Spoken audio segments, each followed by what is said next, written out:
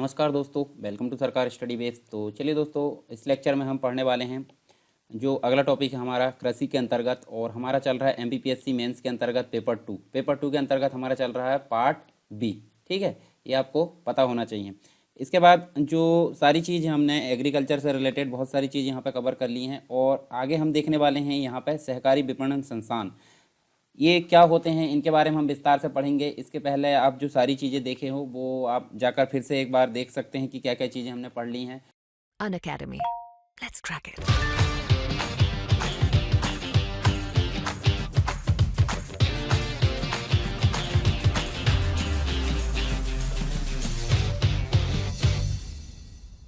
तो देखिए, वर्तमान समय की अगर बात करें हम, तो वर्तमान समय में देश में जो सहकारी विपणन है यानी कि कोऑपरेटिव जो मार्केटिंग है, उसके क्षेत्र में विभिन्न प्रकार के संस्थान हमको कार्यरत देखने को मिलते हैं देश के अंतर्गत। तो देखिए, हमारे सामने कुछ संस्थान आपको नज़र आ रहा है, जैसे कि आप देख सकते हैं ट्राइफेड, इसके बाद देख सकते हैं नेफेड और एनसीडीसी। तो ये होते क्या हैं, इनके बारे में हम विस्तार से पढ़ते हैं। तो सबसे पहली बात करते हैं ट्राइफेड की। ट्राइफेड होता क्या है? ट्राइफेड का फुल फॉर्म आप देख सकते हैं यहाँ पे, देखिए आपको देखने मिलेगा tribal cooperative marketing development federation of India limited. तो इसको हम बोल सकते हैं, ये देखिए फुल फॉर्म आपको दिख रहा है, यानी कि हम इसको फुल फॉर्म अगर बोले हिंदी में तो भारतीय जनजातीय सहकारी विपणन विकास संघ बोला जाता है, और शॉर्ट में इसको ट्राइफेड बोला जाता है। तो ये किससे रिलेटेड है? ये जनजातियों से संबंधित है, यानी कि जनजातियों को उनकी जो उपज होती है कृषि से संबंधित, उनका उचित मूल्य प्रदान करने में ये सहायता करने, तथा जो व्यापारी होते हैं व्यापारियों के शोषण से बचाने के लिए, यानी जनजातियों का जो शोषण होता था व्यापारियों के द्वारा उनसे बचाने के लिए और उनको उचित मूल्य प्रदान करने के लिए यहाँ पे बहुराज्यीय जो सरकारी समिति अधिनियम आया था। अधिनियम कब आया था? अधिनियम आया था 1984 में। 1984 में एक अधिनियम आया था जिसका नाम था बहुराज्यीय सहकारी समिति अधिनियम। इसके अंतर्गत राष्ट्रीय स्तर के जो शीर्ष निकाय है उसके रूप में इस संस्थान, यानी कि हम बोल सकते हैं ट्राइफेड, जिसे बोलते हैं tribal cooperative marketing development federation of India limited, इसकी स्थापना की गई थी 1987 में। तो ये चीज़ आपको याद रखना है। इसके अलावा जो नया बहुराज्य, यानी कि देखिए एक बहुराज्यीय समिति अधिनियम आया था 1984 में, एक और आया उसके बाद हम देख सकते हैं 2002 में, इसी का अगला वर्जन, यानी कि हम बोल सकते हैं नया बहुराज्यीय समिति अधिनियम 2002 में आया।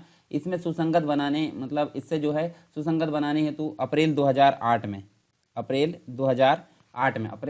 में ट्राइफेड की नियमावली में से लघु वन उपज और अधिशेष जो कृषि थी उपज, इसकी खरीद का कार्य बंद कर दिया गया। इसके अलावा ट्राइफेड अब जो है जनजातीय उत्पादों के लिए बाजार का विकास करने वाली और सदस्य परिसंघों को सेवा प्रदान करने वाली इकाई के रूप में कार्य कर रहा है। तो ये कुछ बेसिक चीज़ें थी किसके संबंध में? ट्राइफेड के संबंध में। आपको याद रखना है, खास करके उसका फुल फॉर्म याद रखना है, किससे रिलेटेड है ये और कब इसकी स्थापना की गई थी, ये चीज़ आपको विशेष तौर पर याद होनी चाहिए। अगर आपको 3 नंबर में अगर पूछ लिया जाता है तो ये आपको बनना चाहिए। ठीक है, फिर बात करते हैं नेफेड की। नेफेड का फुल फॉर्म क्या होता है? इसका फुल फॉर्म होता है national agriculture cooperative marketing federation of India limited, इसका फुल फॉर्म होता है। ठीक है, और इसकी स्थापना बहुराज्यीय सहकारी सोसाइटी अधिनियम के अंतर्गत ही की गई थी, और इसके अंतर्गत ये पंजीकृत एक सहकारी संस्था के रूप में कब स्थापित की गई थी, मतलब इसकी स्थापना ये की गई थी 2 अक्टूबर 1958 को इसकी स्थापना की गई थी। अब उद्देश्य की बात कर लेते हैं नेफेड की। तो इसका मुख्य उद्देश्य क्या होता है? जो कृषि है, हम सिंपल सी बात है, पढ़ रहे हैं हम कृषि, तो कृषि से संबंधित, और इसके अलावा हम देखें तो जो उद्यान कृषि होती है, साथ में हम देखें तो जो वन की उपज होती है, इनका विपणन मतलब मार्केटिंग होता है, और जो भंडारण यानी कि स्टोरेज, और कृषि उपकरण, साथ में जो यंत्र होते हैं अंतर्राष्ट्रीय एवं राष्ट्रीय स्तर पर थोक एवं जो खुदरा जो आयात निर्यात होता है व्यापार करना, तथा कृषि के लिए कृषि उत्पादन में तकनीकी सहायता एवं सुझाव देना, ये सारे काम किसके थे? नेफेड के थे, जिसे हम बोलते हैं national agriculture cooperative marketing federation of India limited. ये सारी चीज़ हमको देखने को मिलती है नेफेड के द्वारा।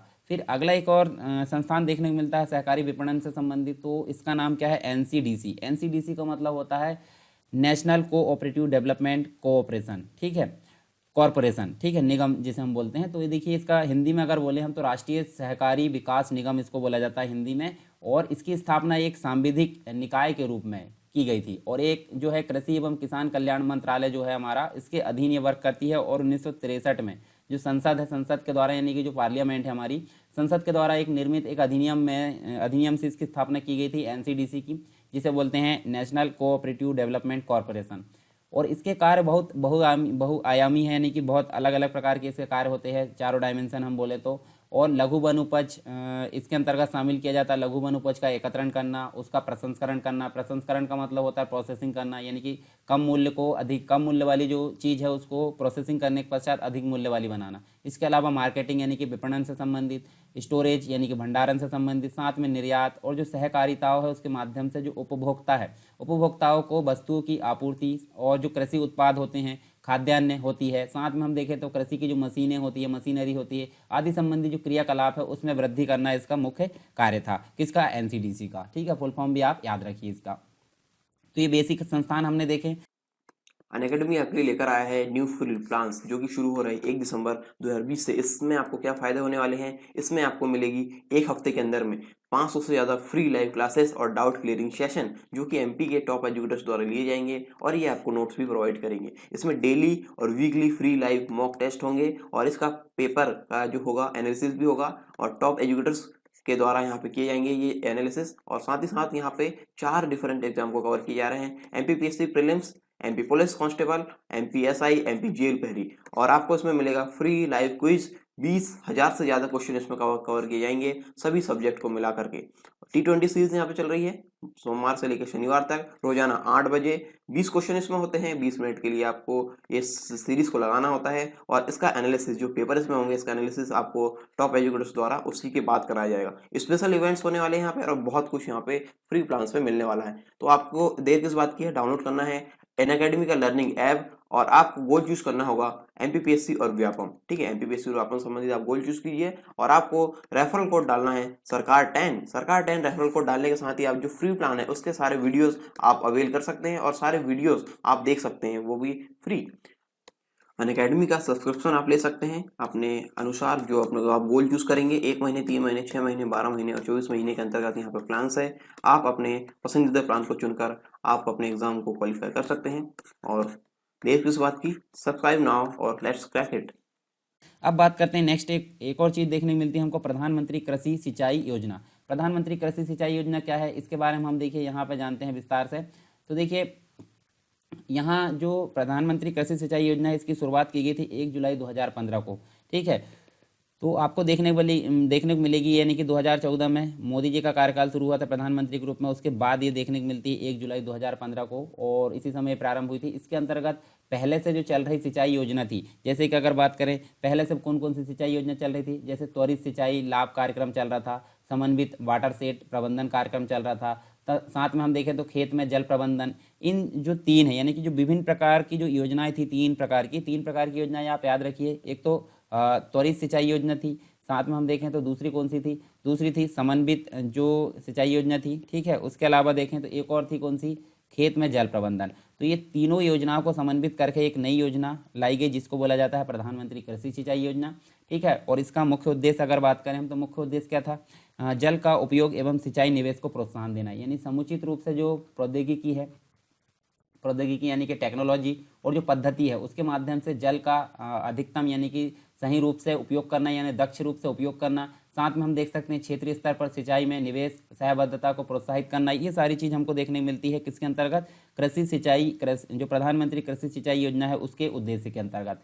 इसके अलावा राष्ट्रीय स्तर पर इस योजना की जो निगरानी है, निगरानी कौन करता है, राष्ट्रीय संचालन समिति के द्वारा इसकी निगरानी की जाती है। ठीक है, निगरानी और जो निरीक्षण किया जाता है और ये सारा काम किया जाता है प्रधानमंत्री की अध्यक्षता में गठित जो समिति होती है जिसे अंतर मंत्रालय समिति बोला जाता है। नाम क्या है इसका, राष्ट्रीय संचालन समिति, इसे बोला जाता है एनएससी। ठीक है, इसके द्वारा निगरानी की जाती है, निगरानी और निरीक्षण किया जाता है जिसमें सभी संबंधित जो मंत्रालय होते हैं उसके केंद्रीय मंत्री इसके अंतर्गत शामिल किए जाते हैं।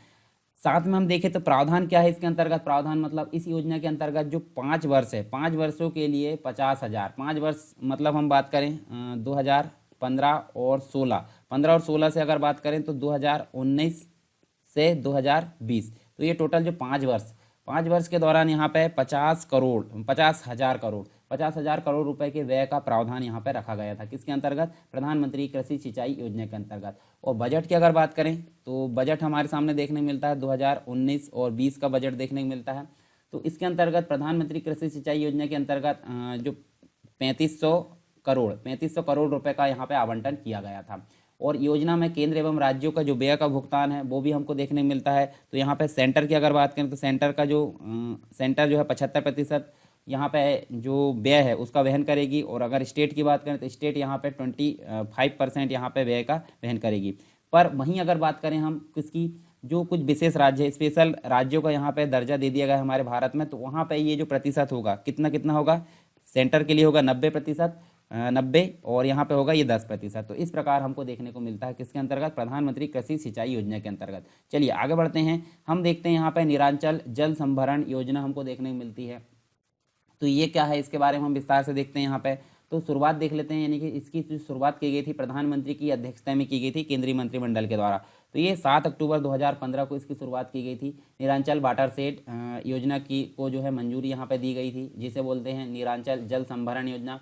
और इस परियोजना के लिए यहाँ पे हम देखें तो 2142 करोड़ रुपए का यहाँ पे व्यय का निर्धारण किया गया था, यानी कि इतना अमाउंट इसके अंतर्गत निर्धारित किया गया था। साथ में हम देखें तो यहाँ पे हमको 9 राज्य देखने को मिलते हैं। 9 राज्य कौन कौन से, देखिए निरांचल जल संभरण योजना का संचालन केंद्र सरकार द्वारा विश्व बैंक के सहयोग से किया जाएगा, और ये टोटल 9 राज्य हमको देखने को मिलते हैं। कौन कौन से, एक तो आंध्र प्रदेश देखने को मिलता है, उड़ीसा, मध्य प्रदेश, तेलंगाना, महाराष्ट्र, राजस्थान, छत्तीसगढ़, झारखंड, गुजरात। ये टोटल 9 राज्य जो है, मतलब केंद्र सरकार इन टोटल 9 राज्यों के साथ में मिलकर विश्व बैंक के सहयोग से इस योजना का संचालन यहाँ पे किया जाएगा। ठीक है, इसके अलावा प्रधानमंत्री कृषि सिंचाई योजना के जल संभरण घटक के रूप में निरांचल जो है उसका मुख्य लक्ष्य प्रत्येक खेत का तक जो है, मतलब प्रत्येक व्यक्ति का जो खेत है या प्रत्येक खेत तक सिंचाई सुनिश्चित करना और जल के अधिकतम उपयोग को बढ़ावा देना, इसका मुख्य उद्देश्य हमको देखने को मिलता है निरांचल जल संभरण योजना का। इसके बाद हमको देखने को मिलता है कृषि में आयात और निर्यात की बात करें, यानी कि एक्सपोर्ट और इम्पोर्ट इन एग्रीकल्चर। ठीक है, एक्सपोर्ट इम्पोर्ट इन एग्रीकल्चर। तो यहाँ हमको देखने को मिलता है भारत में देखें तो कुछ प्रमुख फसल की बात करें, जैसे कपास है, चावल है, तेल है, काली मिर्च है, इसके अलावा चीनी है। तो ये इन सभी चीज़ों के लिए एक देखें तो हम देखें यहाँ महत्वपूर्ण कृषि निर्यातक के रूप में उभरा है भारत इन सभी चीज़ों को देखते हुए। और WTO की अगर बात करें तो विश्व व्यापार संगठन जिसे बोलते हैं WTO, वर्ल्ड ट्रेड ऑर्गेनाइजेशन, या फिर हिंदी में बात करें तो विश्व व्यापार संगठन, इसकी व्यापारिक सांख्यिकी के अनुसार भारत में कृषि निर्यात का अंश और विश्व व्यापार में आयात का अंश 2013 और 14 के अनुसार अगर देखें तो 2013 के अनुसार हम देख सकते हैं, देखिए 13 और 14 के अनुसार जो निर्यात है, निर्यात 2.46% और आयात की बात करें वहीं पे तो 1.46% यहाँ देखने को मिलता है। किसके अनुसार, 2013 और 14 के अनुसार, 2013-14 के अनुसार ये चीज़ हमने देखें WTO की जो रिपोर्ट आई उसके अनुसार। इसके अलावा GDP की अगर बात करें, GDP मतलब सकल घरेलू उत्पाद, ग्रॉस डोमेस्टिक प्रोडक्ट जिसे बोलते हैं, इसके प्रतिशत के रूप में कृषि निर्यात वर्ष 2014 और 15 की अगर बात करें, 2014-15 की बात करें तो यहाँ पे हमको देखने को मिलता है क्या, निर्यात यहाँ पे हम देख सकते हैं, देखिए निर्यात पहले कितना था, 12.8% था, जो कि 2016 और 17 में हमको देखने को मिलता है घट गया है, और घटकर कितना आ गया, 9.5% यहाँ देखने को मिलता है। तो ये चीज़ हमने देखें कृषि में आयात और निर्यात से संबंधित कुछ बेसिक चीज़ें। अब बात करते हैं कुछ और संस्थान, मतलब कुछ और जो एक प्रकार से देखें तो प्राधिकरण या फिर जो अलग अलग चीज़ हमको देखने को मिलती है यहाँ पे। ठीक है, तो देखिए सबसे पहले बात करते हैं एपिडा, एग्री एक्सपोर्ट की बात करते हैं जोन की, और एग्री पोर्टल की। तो सबसे पहले देखते हैं एपिडा। तो एपिडा है क्या, एपिडा का फुल फॉर्म क्या होता है वो मैं आपको बता देता हूँ। यहाँ देखिए आप, ए से हो गया एग्रीकल्चर, ठीक है, एग्रीकल्चरल एंड प्रोसेस्ड, ठीक है, प्रोसेस मतलब जो प्रोसेसिंग वाला, फूड डेवलपमेंट, ठीक है, authority, food development authority, agriculture and processed food development authority APEDA का फुल फॉर्म हो गया। और इसको हिंदी में बोलें तो कृषि एवं संवर्धित खाद्य उत्पाद निर्यात विकास प्राधिकरण। स्थापना हुई थी इसकी 1986 में, 1986 में इसकी स्थापना, यह अस्तित्व में आया था। और यह प्राधिकरण कृषि उत्पाद एवं जो हाइब्रिड किस्म के जो बीजे होते हैं, कृषि का जो उत्पाद होता है, ठीक है, और जो हाइब्रिड किस्म के जो बीज होते हैं, हाइब्रिड को हिंदी में क्या बोला जाता है, संकर किस्म के बीज। तो हाइब्रिड और कृषि जो मतलब जो प्राधिकरण है, कृषि उत्पाद और संकर जो बीज है उसके विकास तथा कृषि उत्पादों के निर्यात को प्रोत्साहन देता है। निर्यात द्वारा विदेशी मुद्रा की प्राप्ति, साथ में किसानों की अच्छी आय, इसके अलावा देखें तो ग्रामीण क्षेत्रों में रोजगार का सृजन, ये सारी चीज़ हमको देखने को मिलती है किसके अंतर्गत, एपिडा के द्वारा। एपिडा नए बाजार की खोज करने के साथ साथ निर्यातकों को विशेष सुविधा प्रदान करता है। और जो कृषि है, कृषि निर्यात क्षेत्रों के मामले में एपिडा केंद्र सरकार की एक शीर्ष एजेंसी है। ठीक है, तो याद रखिए आप, केंद्र सरकार की शीर्ष एजेंसी है। और यहाँ देखें हम तो नेक्स्ट एग्री एक्सपोर्ट जोन देखने को मिलता है, जिसे कृषि निर्यात क्षेत्र बोला जाता है। तो आयात निर्यात नीति आई थी एक, यानी कि एक्सपोर्ट इंपोर्ट एक नीति आई थी, पॉलिसी आई थी। कब आई थी? 2001 और 2002 में। 2001-2002 में के अंतर्गत कृषि निर्यात को प्रोत्साहन देने के लिए 7 राज्य थे, 7 राज्य में 8 नए कृषि निर्यात क्षेत्रों की स्थापना यहाँ की गई। 7 राज्यों में 8 नए कृषि निर्यात क्षेत्रों की स्थापना की गई और अब तक भारत में 60 से अधिक कृषि निर्यात क्षेत्र यहाँ पे देखने को मिलते हैं। मतलब शुरुआत हुई थी 8 से और अब वर्तमान में हमको 60 से भी अधिक देखने को मिलते हैं। अब यहाँ बात करें तो देखिए उत्तराखंड की बात करें भारत के अंतर्गत, उत्तराखंड में बासमती चावल, मध्य प्रदेश में मसाले, ठीक है, मध्य प्रदेश में हमको मसाले देखने को मिलते हैं। पश्चिम बंगाल व तमिलनाडु में आम देखने को मिलता है, ठीक है। पश्चिम बंगाल में हरी सब्जी देखने को मिलती है ओनली। इसके अलावा महाराष्ट्र में प्याज देखने को मिलता है, झारखंड में सब्जी। इसके अलावा ओडिशा में अदरक व हल्दी के निर्यात क्षेत्र यहाँ स्थापित हुए। तो अलग अलग क्षेत्रों में यहाँ पे अलग अलग जो प्रकार की जो चीज़ें हैं उसके निर्यात क्षेत्र यहाँ स्थापित किए गए। उत्तराखंड में बासमती चावल के लिए स्थापित किया जाने वाला निर्यात क्षेत्र अपनी तरह का देश का दूसरा है। अपनी तरह का देश का दूसरा यानी कि पहला कौन सा था? पहला हम देखें तो पंजाब और दूसरा है उत्तराखंड। उत्तराखंड में बासमती चावल स्थापित होने वाला ये दूसरा है अपनी तरह का, पर पहला यहाँ पे पंजाब देखने को मिलता है। इसी के तहत अगर देखें तो मध्य प्रदेश में स्थापित किया जाने वाला जो बीज मसाला निर्यात क्षेत्र है वो अपनी किस्म का देश में पहला निर्यात क्षेत्र होगा। यानी कि इसके पहले मध्य प्रदेश से पहले कहीं भी हमको बीज मसाला जो है निर्यात क्षेत्र वो कहीं देखने को नहीं मिलता। और यह धनिया व मेथी के निर्यात पर केंद्रित होगा। इससे पूर्व अगर देखें तो प्याज, आलू व अदरक के लिए कृषि निर्यात क्षेत्र पहले ही मध्य प्रदेश में स्वीकृत किया जा चुका है। ये तो बात करें हमने एग्री एक्सपोर्ट जोन की। फिर बात करते हैं एग्री पोर्टल की। तो एग्री पोर्टल होता क्या है? देखिए सारी चीज़ हम जो पढ़ रहे हैं ना, ये चीज़ आपको पहल के रूप में देखने को मिलेगी, ठीक है। मतलब गवर्नमेंट के द्वारा कृषि में सुधार के लिए क्या क्या पहल की गई, ये सारी चीज़ आपको वहाँ पे आंसर में इनपुट करना है। तो आपका आंसर काफ़ी अच्छा वहाँ पे देखने को मिलेगा, ठीक है।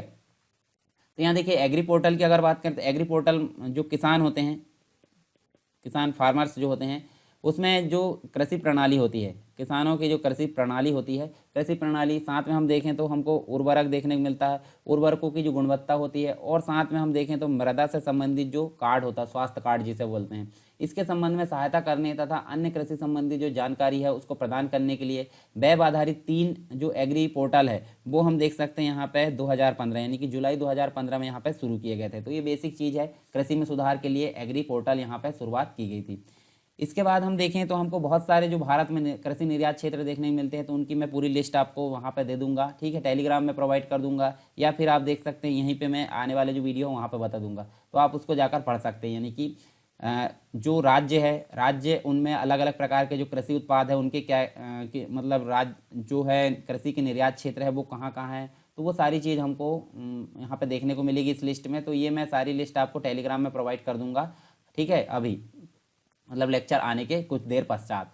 तो हम यहाँ देख लेते हैं। देखिए हमको यहाँ पे कुछ क्षेत्र देखने को मिलते हैं, यानी कि देखिए संस्थान के रूप में, संस्थान कौन से? कृषि से संबंधित, यानी भारत में कृषि के रिसर्च या शोध से संबंधित संस्थान हमको देखने को मिलते हैं। जैसे हम देखें यहाँ पे सबसे पहला देखने को मिलता है श्रीनगर में। तो यहाँ देखिए आप ध्यान दीजिए मैप में, श्रीनगर में हमको देखने को मिलता है, देखिए केंद्रीय शीतोष्ण बागवानी संस्थान देखने को मिलता है। इसके अलावा शिमला, आप श्रीनगर कहाँ? जम्मू कश्मीर में, ठीक है। और शिमला अगर देखें तो शिमला आपको हिमाचल प्रदेश में देखने को मिलता है, और यहाँ केंद्रीय आलू अनुसंधान संस्थान देखने को मिलता है। साथ में हम देखें, देखिए गाजियाबाद, और गाजियाबाद कहाँ देखने को मिलता है? गाजियाबाद की अगर बात करें तो यूपी में देखने को मिलता है। और यहाँ पे क्या देखने को मिलता है हमको? गाजियाबाद में राष्ट्रीय जैव उर्वरक विकास केंद्र देखने को मिलता है। फिर साथ ही उत्तर प्रदेश में लखनऊ और कानपुर भी है। तो कानपुर में क्या देखने को मिलता है? केंद्रीय दलहन अनुसंधान संस्थान मिलता है, और लखनऊ में 2 मिलते हैं। कौन कौन से? केंद्रीय औषधीय एवं सुगंधित पौधों का अनुसंधान संस्थान, साथ में केंद्रीय गन्ना अनुसंधान संस्थान। इसी के अलावा अगर देखें तो हमको उत्तर प्रदेश में ही झांसी के अंतर्गत रानी लक्ष्मीबाई कृषि विश्वविद्यालय भी देखने को मिलता है कृषि से संबंधित। कोलकाता जो कि पश्चिम बंगाल में, यहाँ पे आपको केंद्रीय पटसन व संबंधित रेशे अनुसंधान संस्थान देखने को मिलता है। कटक जो कि उड़ीसा में देखने को मिलता है, राष्ट्रीय चावल अनुसंधान देखने को मिलता है। साथ में हैदराबाद यानी कि आपको देखने को मिलेगा तेलंगाना, और तेलंगाना में क्या देखने को मिलता है? केंद्रीय शुष्क कृषि अनुसंधान संस्थान देखने को मिलता है। राजमुंद्री आपको कहाँ देखने को मिलेगा? आंध्र प्रदेश में, और ये देखने को मिलेगा केंद्रीय तंबाकू अनुसंधान संस्थान। साथ ही आप देख सकते हैं तमिलनाडु कोयम्बटूर में देखने को मिलता है भारतीय गन्ना प्रजनन संस्थान। केरल में देखें कोच्चि में, तो यहाँ देख सकते हैं केंद्रीय समुद्री मत्स्यन अनुसंधान संस्थान। जैसे कि आपको पता है 9 तटीय राज्य है, तो यहाँ पे मछली से संबंधित जो संस्थान है वो देखने को मिलता है।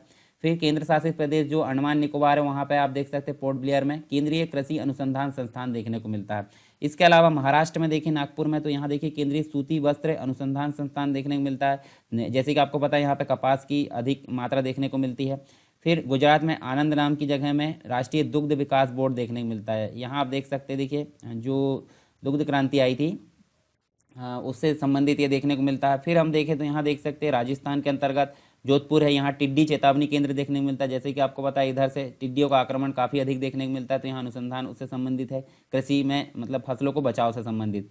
फिर अंबिका नगर की अगर बात करें यहाँ राजस्थान में ही, तो केंद्रीय भेड़ व बेल अनुसंधान संस्थान यहाँ देखने को मिलता है। जयपुर जो कि राजस्थान में ही है, चौधरी चरण सिंह राष्ट्रीय कृषि विपणन संस्थान देखने को मिलता है।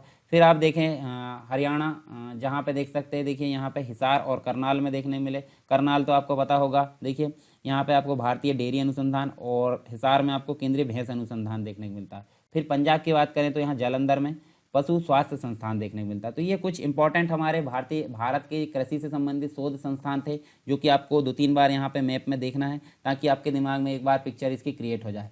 ठीक है, तो आप ध्यान दीजिए इस चीज़ को। इसके अलावा मैं यहाँ आपको एक टेबल दिखाता हूँ। टेबल में देखिए आपको क्या क्या चीज़ें देखने को मिलती है। टेबल में आपको देखने को मिलता है शीर्ष जो 10 कृषि आयात है उसके घटते क्रम देखने को मिलेंगे यहाँ पे, और शीर्ष 10 कृषि निर्यात जो कि घटते क्रम में देखने को मिलेंगे। घटते क्रम मतलब देखिए सबसे कम वाला मतलब सबसे ज़्यादा वाला, ठीक है, फिर उसके बाद कम कम कम यहाँ तक कम होंगे। घटते क्रम मतलब बड़ी वैल्यू पहले और फिर छोटी वैल्यू आती है, और बढ़ते क्रम यानी कि छोटी वैल्यू से बड़ी वैल्यू तरफ। तो यहाँ देखिए सबसे अधिक जो आयात है वो खाद्य वनस्पति तेल, ठीक है, और उसके बाद देखिए काजू मसाले। इसके अलावा हम देखें तो देखिए मादक पेय, साथ में हम अच्छा ये नंबर आप देख लीजिए, पहले है खाद्य वनस्पति तेल, फिर है ताजे फल, फिर है काजू, फिर दाल है, फिर मसाले है, फिर प्राकृतिक रबर है, फिर मादक पेय है, फिर कच्चा कपास है, उसके बाद चीनी और प्रसंस्कृत उत्पाद है। और यहाँ निर्यात की अगर बात करें तो जो घटते क्रम में निर्यात देखें तो समुद्री उत्पाद सबसे अधिक निर्यात की जाती है, फिर उसके बाद बासमती चावल, फिर भैंस का मांस, मसाले, चावल, बासमती के अतिरिक्त बासमती निर्यात नहीं किया जाता, कपास जो कच्चा कपास है, चीनी है, खाद्य तेल है, अरंडी का तेल है और चाय है। ये सारी चीज़ हमको यहाँ पे देखने को मिलता है, किससे संबंधित, ये निर्यात से संबंधित देखने को मिलता है। तो हम देखिए यहाँ पे देख लेते हैं हमने क्या क्या चीज़ें एक बार जो है पढ़े हैं, वो सारी चीज़ हम यहाँ पे देख लेते हैं, ताकि हमारे दिमाग में फिर से एक पिक्चर क्रिएट हो जाए। फिर आने वाले जो टॉपिक है इसके बाद वाले वो हम नेक्स्ट क्लास में देखेंगे। तो देखिए हमने पहले देखे हैं सहकारी विपणन संस्थान, जिसके अंतर्गत हमने ट्राइफेड के बारे में बात करी। ट्राइफेड यानी कि tribal cooperative marketing development federation of India limited, जो कि जनजातियों से रिलेटेड था। 1987 में इसकी स्थापना की गई। नाफेड की अगर बात करें तो national agriculture cooperative marketing federation of India limited, जिसकी स्थापना यहाँ देखें तो हम देख सकते हैं 2 अक्टूबर 1958 को की गई। फिर एनसीडीसी जिसे बोलते हैं नेशनल कोऑपरेटिव डेवलपमेंट कॉरपोरेशन, जिसे 1963 में गठित किया गया। फिर हमने देखे प्रधानमंत्री कृषि सिंचाई योजना, जिसकी शुरुआत 3 योजनाओं को यहाँ पे समन्वित करके की गई थी, ठीक है, जो कि हमने देखे यहाँ पे, और स्थापना मतलब इसकी शुरुआत की गई थी 1 जुलाई 2015 को, यानी कि हम देख सकते हैं 2020 तक इसमें 50,000 करोड़ रुपए व्यय के रूप में रखा गया था। और बजट में भी यहाँ निर्धारित किया गया, जिसमें केंद्र और राज्य का हिस्सा भी हमने देखे, और स्पेशल राज्यों में भी हमने उसका हिस्सा देखे। उद्देश्य क्या था वो भी हमने यहाँ सारी चीज़ें देखे, निगरानी मॉनिटरिंग वगैरह जो है कौन करेगा वो भी यहाँ पे देख लिए। फिर निरांचल जल संभरण योजना के अंतर्गत देखें इसकी शुरुआत कब हुई, ठीक है, कितना रुपए इसमें व्यय किया गया, और विश्व बैंक की सहायता से केंद्र जो है 9 राज्यों की सहायता से यहाँ पे इसका एग्जीक्यूशन करेगा, यानी कि इसका क्रियान्वयन करेगा। तो जो 9 राज्य है वो हमने यहाँ पे देखे हैं। फिर हम देखें यहाँ पे तो कृषि में आयात और निर्यात से संबंधित चीज़ें देखें, जो कि कृषि निर्यात में अगर देखें तो ये मुख्य चीज़ हमको देखने मिलती है, ठीक है। निर्यात का परसेंट देखें, आयात का देखें, जीडीपी में क्या योगदान है वो हमने यहाँ पे देखें। फिर देखें हमने एपिडा के बारे में देखें, एग्री एक्सपोर्ट जोन के बारे में देखें, और एग्री पोर्टल के बारे में देखें। उसके बाद देखें तो यहाँ पे हमको देख सकते देखिए कुछ चीज़ें और देखने को मिलती हैं। जो संस्थान हमने देखे हैं, विभिन्न प्रकार के शोध संस्थान कृषि से संबंधित भारत में, तो विभिन्न राज्यों में कौन कौन से संस्थान है वो सारी चीज़ हमने यहाँ पे देखे। इसके बाद हम देख सकते हैं यहाँ पे हमने कुछ शीर्ष 10 जो कृषिगत आयात है, जो कि घटते क्रम में आपको देखने को मिलती है इस प्रकार, ठीक है, और शीर्ष 10 जो है कृषिगत निर्यात देखें, जो कि घटते क्रम में आपको इस प्रकार देखने को मिलती।